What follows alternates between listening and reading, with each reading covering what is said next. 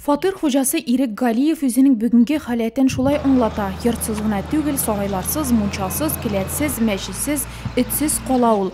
Кыш кортларының күп өлешендә ут харап итә. Шөкер, үзләре бу вакытта өйдә булмый. Ике фатирлы йортны гаилә дача участогы буларак тота. Үзләре Нурлатта яшиләр. Биредә шулай ук терлекләре асрала. Монда совет көне буе бүтән тапкыр фатир норматив база. Я бүтән тә патканай, ул кемгә? Вот үзем тракторлар немкене буе. Паткаларга. Буракка категорик. Кәненай, гуманитарлар фазлы. Янгын урынында көйіп каралган мунча бурасы терлекләр суя торган урын гына утырып кала. Икенче як фатир хуҗасының хәле тагы да мөшкел. Ул бер ялгыз яшәгән, янгыннан көч хәл белән кытылган. Мен тәрәзә шыкылдап алалы дип торам, ул шифр шатлаттылар икән. Ишек ачырга чыгайм да жалкымда бүтән ике шылганда. Моннары тәрәзәдән чыктым, нәрсә эшлим?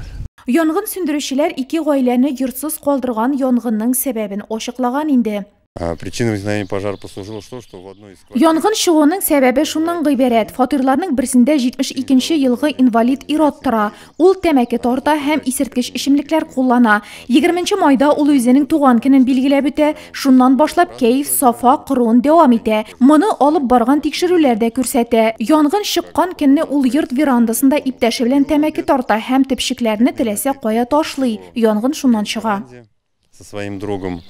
Дружба урамында чыккан янгынны сүндерүгә Бикүле Биләр озеро деполары, Чулпан посты ут белән көрәшүчеләре килеп җитә. Соңрак аларга шәһәрдән килгән подразделение да кушыла. Авыл халкы да белага таручыларга булышуга бердәм булып алына.